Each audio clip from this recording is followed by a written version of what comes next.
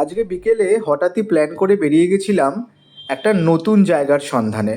যারা হাওড়াবাসী তারা তো জানোই, ভিভানো গ্রিল বলে যে রেস্টুরেন্ট, সেই রেস্টুরেন্টের ঠিক পাশের রাস্তা দিয়ে সোজা কিছুটা হেঁটে গেলেই একটা অসাধারণ ঠিকানার নাম কুসুমপুর গ্রাম। তো আমরা এই কুসুমপুর গ্রামে প্রবেশ করছিলাম। তো এই গ্রামের পরিবেশ অপূর্ব, অসাধারণ।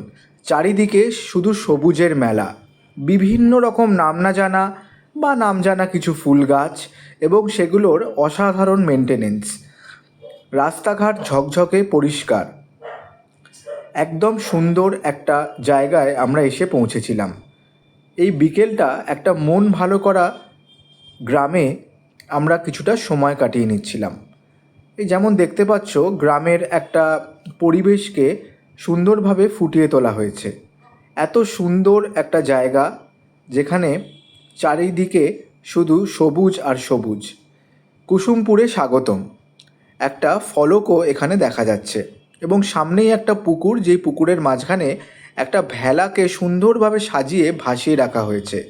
কারণ শোনা যায় চাঁদ সওদাগর নাকি বাণিজ্য করতে যেতেন এই গ্রামের, মানে কুসুমপুরের পাশ দিয়ে। তো এই গ্রামের একটা ঐতিহাসিক তাৎপর্যতাও আছে এবং আমরা সবাই মিলে এই গ্রামটাকে ঘুরে ঘুরে দেখছিলাম। গ্রামের মাঝখানে সুন্দর সরু রাস্তা এবং দুধারে সবুজ এবং নাম না জানা কিছু ফুলের বাহার। দূরে দেখা যায় কুঁড়ে ঘর এবং আরও নানান রকম সব সৌন্দর্যায়িত করার জন্য জিনিস। আমরা এই রাস্তা দিয়ে হেঁটে যাচ্ছিলাম এবং একটা পুকুরের ঘাটের সামনে এসে উপস্থিত হয়েছিলাম। এই যে হেঁটে যাচ্ছি পুকুরের ঘাটের দিকে, নেমে যাচ্ছে সিঁড়ি সামনে এবং চারিদিকটা খুব শান্ত, খুব নিরিবিলি। সামনে দেখা যায় কত কুঁড়ে ঘর, কত মাটির বাড়ি। আমরা হাঁটতে হাঁটতে চলে এসেছিলাম ওই যে পুকুরটা দেখালাম, সেই পুকুরের ঘাটে। তো সেই পুকুরের ঘাটটা একদমই গ্রাম বাংলার ছবি প্রতিফলিত হচ্ছে। অসাধারণ একটা পরিবেশে আমরা কিছুক্ষণ সময় কাটিয়ে এলাম। যেন মনেই হয় না এটা আমাদের হাওড়া শহরের কোনো একটি গ্রাম।